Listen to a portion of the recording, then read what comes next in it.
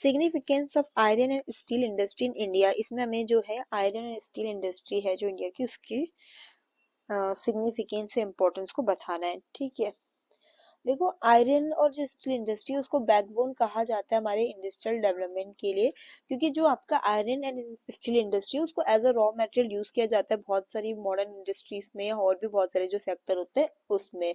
ठीक है, because it supply raw metals for construction machines railway and automobiles. ठीक है, तो आयरन स्टील इंडस्ट्री जो है उसको बैकबोन कहा जाता है आपका इंडस्ट्रियल डेवलपमेंट का, क्योंकि ये बाकी जो हमारी बहुत सारी इंडस्ट्री होती है वो क्या बोलते हैं इसके as a raw material use करते हैं, जैसे स्टील वगैरह को। इम्पोर्टेंस देख लेते हैं इसका। पहला है basis for all heavy industry. देखो जो हमारी हैवी इंडस्ट्रीज होती है लाइक आपका रेलवेज, आपका ऑटोमोबाइल्स, ठीक है, शिप बिल्डिंग, इंजीनियरिंग गुड्स, ठीक है, उन सब के लिए कहीं ना कहीं हमें क्या बोलते हैं स्टील चाहिए होता है। तो जो हमें कहाँ से मिल रहा है आपका आयरन एंड स्टील इंडस्ट्री से। ये आपके इंफ्रास्ट्रक्चर के लिए भी बहुत जरूरी होता है। भाई जो इंफ्रास्ट्रक्चर में भाई डैम्स बन रहे हैं, ठीक है, बड़े बड़े पुल बन रहे हैं, रोड्स बन रही है, बिल्डिंग बन रही है, तो वहाँ स्टील वगैरह तो यूज होता ही है। तो इंफ्रास्ट्रक्चर के लिए भी बहुत जरूरी है। ये मैसिव एम्प्लॉयमेंट भी जनरेट करती है। स्टील प्लांट्स हो गए या माइनिंग एरिया हो गए वो लोगों को डायरेक्ट इनडायरेक्ट एम्प्लॉयमेंट प्रोवाइड करते हैं। सपोर्ट करती है और भी बहुत सारी इंडस्ट्रीज को, लाइक आपकी चाहिए सीमेंट इंडस्ट्री को सपोर्ट करती है, आपका पावर प्लांट्स हो गया, मशीनरी। ठीक है, तो हमारी जो आपकी आयरन एंड स्टील इंडस्ट्री हो बाकी अदर इंडस्ट्री को भी सपोर्ट करती है, जिसमें हमने जाना सीमेंट की इंडस्ट्री को सपोर्ट कर रही है, पावर एंड प्लांट्स की इंडस्ट्री को सपोर्ट कर रही है। ठीक है, चाहे आपकी फैब्रिकेशन यूनिट्स हो या आपकी इंजीनियरिंग वर्कशॉप्स हो। ठीक है, तो ये सब कुछ मतलब कहीं ना कहीं ये आपकी हॉर इंडस्ट्री को भी सपोर्ट करती है।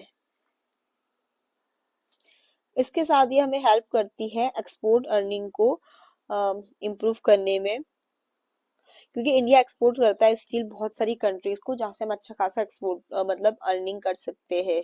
ठीक है, एक्सपोर्ट के थ्रू इकोनॉमिक डेवलपमेंट में हेल्प करती है। भाई अगर बिना स्टील के मॉडर्नाइजेशन इम्पॉसिबल है, क्योंकि मैंने आपको पहले ही बताया कि हम बहुत सारे जो इंडस्ट्री हमने कहा उनके लिए रॉ मटेरियल प्रोवाइड करती है, या और भी जो हमारे सेक्टर है उनके लिए भी कहीं ना कहीं ये रॉ मटेरियल प्रोवाइड करती है। एक स्ट्रॉन्ग आपकी जो आयरन एंड स्टील इंडस्ट्री होती है वो इंश्योर करती है फास्टर डेवलपमेंट आपके एंटायर इकोनॉमी का, क्योंकि कहीं ना कहीं जो हमारे हॉट सेक्टर है हमारे, ठीक है, उनके लिए क्या कर रही है बेस मटेरियल प्रोवाइड कर रही है, तो इकोनॉमिक डेवलपमेंट में हेल्प करती है। फिर इसमें यही है, इसके हेल्प से हम अपने डोमेस्टिक रिसोर्सेज का अच्छे से यूटिलाइजेशन कर सकते हैं। जैसे इंडिया के पास बहुत सारे आयरन ओर है, कोल लाइमस्टोन रिजर्व है, ठीक है, जिसका स्टील इंडस्ट्री अच्छे से यूज कर रही है। ये हमारे जीडीपी नेशनल इनकम में कंट्रीब्यूट कर रही है। डिफेंस हमारा जो सेक्टर होता है उसमें जैसे टैंक बनते हैं, सबमरीन्स या डिफेंस इक्विपमेंट बनते हैं, उसमें भी हम हाई क्वालिटी स्टील का यूज करते हैं। अर्बन और रूरल डेवलपमेंट में भी हेल्प करती है। जैसे steel industry lead to development of township, school, hospital, market around that. ठीक है, तो कहीं ना कहीं वो हमारा अर्बन रूरल डेवलपमेंट में भी हेल्प कर रही है, क्योंकि स्टील इंडस्ट्रीज जब होती है वो किसके डेवलपमेंट में हेल्प करती है, स्कूल के डेवलपमेंट, हॉस्पिटल, मार्केट उनके आसपास बनता है, तो कहीं ना कहीं अर्बन और रूरल डेवलपमेंट में हेल्प कर रही है। तो यहाँ पर तो हमने आयरन और स्टील इंडस्ट्री का क्या इंपॉर्टेंस है इंडिया में सारा जाना। पहले हमने जाना कि ये बैकबोन है आपकी इंडस्ट्रियल डेवलपमेंट के। फिर हमने यहाँ पर जाना कि किस तरीके से ये आपकी हॉर इंडस्ट्री के लिए एक रॉ मटेरियल प्रोवाइड करती है, इंफ्रास्ट्रक्चर में जरूरी है, नौकरियां दे रही है। सीमेंट इंडस्ट्री, पावर प्लांट की इंडस्ट्री को सपोर्ट कर रही है, एक्सपोर्ट अर्न कर रही है, इससे हमारे डोमेस्टिक रिसोर्स अच्छे से यूटिलाइज कर रहे हैं, जीडीपी नेशनल इनकम में कंट्रीब्यूट कर रही है, डिफेंस सेक्टर में हेल्प कर रही है, अर्बन रूरल डेवलपमेंट में हेल्प करती है। तो आप ये सब कुछ में लिख सकते हैं। इम्पोर्टेंस के 7 पॉइंट ये रहे और बाकी बचे हुए 3 पॉइंट ये है। देन हमारे पास क्वेश्चन 5 इसमें है आपका क्वेश्चन फिफ्थ है आपका, conditions of agriculture labour in India. ठीक है, फिफ्थ क्वेश्चन पूछा था, right a note on conditions of agriculture labour in India. Bharat में कृषि श्रमिकों की जो आपकी स्थिति है उस पर हमें एक छोटा सा नोट इस पे लिखना है, 8 मार्क्स का क्वेश्चन है ये। तो फर्स्ट पॉइंट आपका है मोस्टली लैंडलेस वर्कर्स। तो इसमें यही कि देखो जो लार्जली मेजोरिटी ऑफ आपके एग्रीकल्चर लेबर है उनका आपका खुद की अपना जमीन ही होता है, वो कम्प्लीटली क्या बोलते हैं दूसरों के मतलब खेतों में क्या बोलते हैं खेती वगैरह करते हैं अपने सर्वाइवल के लिए। तो उससे क्या होता है कि भी अगर उनकी खुद की जमीन वगैरह नहीं है तो उनको इतना मुनाफा नहीं हो पाता। तो पहले ही तो एक ये कंडीशंस आपको एग्रीकल्चर लेबर की देखने को मिलेगी इंडिया में। ठीक है, मतलब कि उनको क्या परेशानी फेस करनी पड़ती है या क्या उनकी स्थिति है। तो ये है कि मोस्टली जो आपके वर्कर्स होते हैं एग्रीकल्चर के उनकी खुद की जमीनें नहीं होती। देन सेकंड पॉइंट है लो एंड इरेगुलर वेजेस।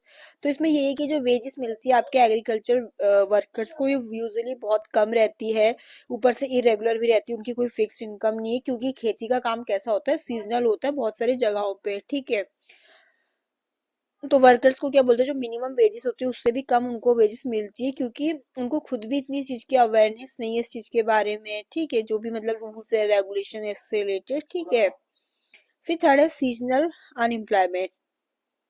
अभी जैसे हमने ऊपर के पॉइंट में डिस्कस किया ही कि जो मतलब एग्रीकल्चर में एम्प्लॉयमेंट है वो किस तरीके से आपको सीजनल अनएम्प्लॉयमेंट देखने को भी मिलेगा। अब देखो जो एग्रीकल्चर में जो लेबर काम करेंगे वो कैसे सीजन में काम करेंगे, पूरा ऐसा थोड़ी कि साल भर काम करेंगे। जब एक तो मतलब खेतों में कुछ बोया जाएगा सोइंग के टाइम पे काम करेंगे, जब ठीक है जब कुछ बोया जाएगा उस समय, या जब उस चीज की कटाई होगी हार्वेस्टिंग के टाइम पे। ठीक है, पूरा साल तो उनको काम नहीं करना। तो इसलिए जो है एग्रीकल्चर के जो आपके लेबर है उनको सीजनल अनएम्प्लॉयमेंट भी फेस करना पड़ता है क्योंकि रेस्ट ऑफ द मंथ क्या होंगे वो अनएम्प्लॉयड ही बैठे रहेंगे या अंडर एम्प्लॉयड रहेंगे। ठीक है, तो इससे क्या होता है कि भाई गरीबी होती है या काम की तलाश में दूसरी जगह वो मूव करते हैं या उनको उधार लेकर अपना मतलब जीवन व्यापन करना होता है। फोर्थ आपका है lack of social security and benefit.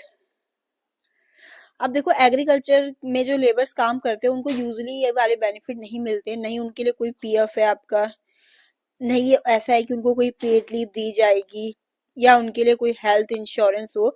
तो उनको क्या होता है कोई भी सोशल सिक्योरिटी या इस तरीके के जो बेनिफिट है या एक्सीडेंट में उनको कोई कॉम्पेंसेशन मिल रहा है ये उनको नहीं दिया जाता है क्योंकि उनका काम कैसा है इनफॉर्मली है, इनफॉर्मल उनका वर्क होता है। तो जो ये सोशल प्रोटेक्शन सिस्टम होता है जो बाकी सेक्टर में मिलता है वो मतलब आपके जो एग्रीकल्चर में लेबर काम कर रहे होते हैं उनको नहीं मिलता है। फिर आपका फिफ्थ पॉइंट है पुअर लिविंग कंडीशंस। इसमें यही है कि बहुत सारे जो एग्रीकल्चर लेबर की फैमिलीज होती है उनकी जो मतलब कैसे घरों में रहते हैं, जैसे टेम्परेरी कच्चा घर हो गया जहाँ पर अच्छी फैसिलिटीज वगैरह भी कुछ नहीं होती है, lack of clean drinking water या अच्छा इलेक्ट्रिसिटी हेल्थ केयर फैसिलिटी। तो जो कहीं ना कहीं उनके जो ओवरवेलमिंग है उसको प्रभावित कर रहा है। सिक्स पॉइंट आपका है ये जो हम इसमें पॉइंट पढ़ रहे हैं, हम पढ़ रहे हैं कि एग्रीकल्चर के जो आपके लेबर हैं उनकी कंडीशन के बारे में या उनको क्या प्रॉब्लम फेस करनी पड़ती है वो सब हम इसमें पढ़ रहे हैं। सिक्स पॉइंट है high illiteracy and lack of education. देखो मोस्टली देखो जो खेतों में काम कर रहे होते हैं आपके वर्कर्स उनकी जो शिक्षा का लेवल होता है काफी मतलब लो होता है क्योंकि वो इतने पढ़े लिखे नहीं होते तभी वो खेतों में काम कर रहे होते हैं और गरीबी के कारण उनके वो भी अपने बच्चों को स्कूल भी नहीं भेज पाते हैं। तो ये जो मतलब साइकिल्स होती है पॉवर्टी की चलती रहती है, खुद तो खेत में काम कर ही रही क्योंकि वो इतने पढ़े लिखे नहीं है। अब जब खुद वो खेत में काम कर रहे हैं अच्छा नहीं कमा रहे हैं, अनएम्प्लॉयमेंट भी ऊपर से सीजनल होता है, उनकी इनकम फिक्स नहीं है, उनकी लिविंग कंडीशन अच्छी नहीं है, तो वो अपने बच्चों को भी एक अच्छी शिक्षा नहीं दे सकते। तो उससे क्या होता है कि गरीबी के सर्कल उनका चलता ही रहता है। सेवंथ है आपका exploitation bye middle man and land owner. इसमें यही है कि जो लेबर्स है उनको अपने राइट्स के बारे में इतनी अवेयरनेस नहीं रहती है due to lack of literacy. ठीक है, उनको किसके बारे में तो उनको उससे वजह से अनफेयर वेजेस मिलती है, उनके वर्किंग आवर्स भी काफी लॉन्ग होते हैं, पेमेंट में भी डिले मिलता है। और वो इतना ही नहीं आपके जो लैंडलॉर्ड होते हैं मिडिल मैन होते हैं उनपे लोन के लिए भी उनपे वो क्या रहते हैं निर्भर रहते हैं। तो कहीं ना कहीं जो ये आपके बीच में लैंड ओनर्स आगे मिडिल मैन है उनके द्वारा उनका शोषण किया जाता है। ठीक है, क्योंकि वो उनसे अगर लोन भी लेते हैं तो काफी हाई इंटरेस्ट रेट पे उनको देते हैं और बाद में अंत में क्या होता है कि वो अपने जमीन घर उन पे गिरवी रख देते हैं और लैंड मतलब लोन नहीं चुका पाते तो उसको बेचना भी पड़ता है उनको। एट्थ है आपका माइग्रेशन फॉर वर्क। अब हमने ऐसे पहले ही पढ़ा कि एग्रीकल्चर में उनकी वेजेस लो है, ऊपर से सीजनल अनएम्प्लॉयमेंट भी होता है। तो बहुत सारे जो लेबर है भी उनको अपना घर भी तो चलाना है, तो वो सोचते हैं कि यार खेती के काम से तो कुछ नहीं होगा, क्योंकि खेत में तो हमें काम कैसे मिलेगा जब खेत में कुछ बोना होगा या हार्वेस्टिंग के टाइम मिलेगी, पूरा साल भर तो रोजगार नहीं है। तो वो शहरों में या दूसरे स्टेट में टेम्परेरी वर्क के लिए क्या करते हैं, मूव करते हैं। तो ये भी उनकी कंडीशन है, ठीक है। एट नाइन पॉइंट है लैक ऑफ स्किल डेवलपमेंट। इसमें यही है कि जो मोस्टली आपके एग्रीकल्चर लेबर होते हैं, अब उनको ऐसा तो नहीं कि कोई रिसीव करेंगे कोई मॉडर्न मतलब फार्मिंग टेक्निक या फार्म मशीन, इनके बारे में उनको कोई इतनी अच्छी नॉलेज भी नहीं होती है।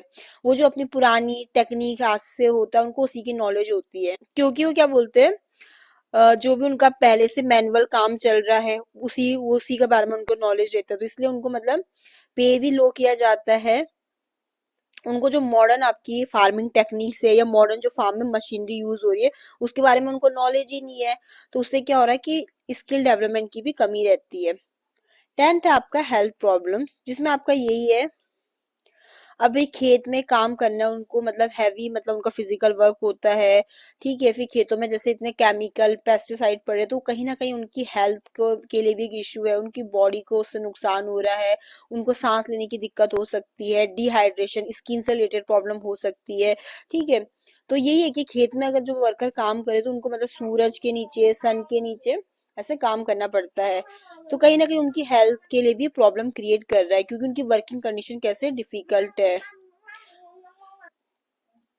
तो ये 10 पॉइंट हमने पढ़े कि आपकी क्या कंडीशन है एग्रीकल्चर लेबर की। 5 पॉइंट आपके ये रहे, आप इसका स्क्रीनशॉट ले सकते हैं, और बाकी 5 पॉइंट आपके ये रहे। क्वेश्चन 6 आपका है कि problems of Indian agriculture marketing system, ठीक है, कि क्या प्रॉब्लम है आपके जो एग्रीकल्चर मार्केटिंग सिस्टम है इंडिया में उसके। तो फर्स्ट है आपका टू मैनी मिडिलमैन। तो उसमें ये है कि फार्मर अपने जो मतलब प्रोडक्ट को डायरेक्टली मार्केट को नहीं बेचते, बीच में बहुत सारे मिडिल मैन आ जाते हैं फार्मर्स और कंज्यूमर के बीच में। तो जो मिडिल मैन है वो फार्मर्स का काफी कमीशन ले मतलब उनको उनको काफी कमीशन आपका मिडिल मैन को चला जाता है। तो फार्मर को इस वजह से अपने क्रॉप्स के लिए फेयर प्राइस नहीं मिलता। तो पहले में आपका यही है कि टू मैनी मिडिल्समैन आते हैं फार्मर और जो कंज्यूमर है उनके बीच में, तो इसलिए फार्मर को एक अच्छा प्राइस नहीं मिलता अपने क्रॉप्स के लिए। सेकंड है आपका लैक ऑफ स्टोरेज फैसिलिटीज। अब इसमें ये है कि भाई, तो यही है कि जैसे जो गांव में होते हैं बहुत ही कम आपके वेयर हाउसेस होते हैं या गोडाउन्स होते हैं। अब ये है कि हार्वेस्टिंग हो चुकी है, खेत से फसलें क्रॉप्स वगैरह कट चुके हैं, तो उसके बाद क्या होता है कि अगर प्रॉपर स्टोरेज फैसिलिटी नहीं है तो जो आपके ग्रेन्स वगैरह है सड़ जाते हैं या खराब हो जाते हैं। तो मजबूरी में फार्मर्स को अपने जो क्रॉप्स उनको, तो उस वजह से क्या होता है कि फार्मर्स को अपने जो प्रोड्यूस है उसको लो प्राइस पे बेचना पड़ता है। थर्ड आपकी प्रॉब्लम है पुअर ट्रांसपोर्टेशन फैसिलिटी। तो देखो जो रोडे है आपकी गांव से मार्केट की और ऑफ्टन कैसी होती है, अ, अच्छी कंडीशंस में नहीं होती है, तो ट्रांसपोर्टेशन फैसिलिटी अच्छी नहीं होती है। तो जिससे क्या होता है कि जो क्रॉप वो है मार्केट तक काफी लेट में पहुंचती है, और ट्रांसपोर्ट के कारण जो है डैमेज भी हो जाती है। शॉर्टेज ऑफ कोल्ड स्टोरेज, जैसे अब खेती से बहुत सारे पेरिशेबल आइटम्स भी होती है, जैसे फल हो गया, आपके सब्जी हो गया, ठीक है, फूल हो गए कुछ, तो उनके लिए प्रॉपर अगर कोल्ड स्टोरेज नहीं होता है तो वो क्या बोलते हैं बेचने से पहले ही खराब हो जाते हैं, तो जिससे क्या होता है किसानों को काफी नुकसान होता है। फिफ्थ है आपका lack of market price information. इसमें यही है फार्मर्स को मतलब मार्केट में क्या प्राइस चल रहा है अलग अलग मार्केट में, इसके बारे में उनको सूचना नहीं होती है। तो वो क्या बोलते हैं मार्केट से कभी कम प्राइस पे भी बेच देते हैं, क्योंकि वो किसान जो होते हैं इस चीज के बारे में इतने अवेयर नहीं रहते कि भाई जो ये है उसका मार्केट में क्या प्राइस है। तो एक तो आपका फिफ्थ तो आपका ये है। ये आपकी प्रॉब्लम्स है किसकी, इंडियन जो एग्रीकल्चर मार्केटिंग सिस्टम है उसकी। सिक्स है आपका lack of grading and standardization. तो उसमें आपका ये है कि एग्रीकल्चर में क्या होता है कि कोई ऐसा प्रॉपर सिस्टम नहीं कि हम ग्रेड कर सके क्रॉप को उनकी क्वालिटी के बेस ऑन, ठीक है, मतलब ग्रेडिंग की कमी होती है। तो उसमें क्या होता है कि जो हाई क्वालिटी के प्रोड्यूस है वो भी क्या बोलते हैं नॉर्मल प्राइस पे बिकेगी। तो जो फार्मर को क्या होता है ये चीज डिमोटिवेट करता है कि ठीक है कि अगर हम अच्छा क्वालिटी का दे भी तो मतलब प्राइस तो हमें सब सेम ही मिल रहा है, किसके कारण? लैक ऑफ ग्रेडिंग और स्टैंडर्डाइजेशन के कारण। Insufficient procurement centres in villages, तो उसमें आपका यही है, तो जैसे जो गवर्नमेंट के प्रोक्योरमेंट सेंटर होते हैं, लाइक आपका मिनिमम सपोर्ट प्राइस हो गया, तो हर जगह गांव तक नहीं पहुंच पाते हैं, तो फार्मर को अपने जो ये मतलब क्रॉप्स वगैरह उनको प्राइवेट ट्रेडर्स को बेचनी पड़ती है लो प्राइस में। एट्थ है आपका lack of modern technology and infrastructure in market, इसमें ये है कि बहुत सारे मंडी जो होती है वो आज भी पुराने सिस्टम पे ही चल रही है, वहां ना कोई डिजिटल पेमेंट हो रही है, ना कोई ऑनलाइन बोली वगैरह जो लगती है आपकी, जिसे हम कहते हैं ऑक्शन, ठीक है, मतलब ऑनलाइन ऐसी कुछ बोली वगैरह नहीं लग रही, ना कोई साइंटिफिक स्टोरेज है, जिसमें क्या होता है मार्केटिंग सिस्टम में ट्रांसपेरेंसी और एफिशिएंसी की कमी है।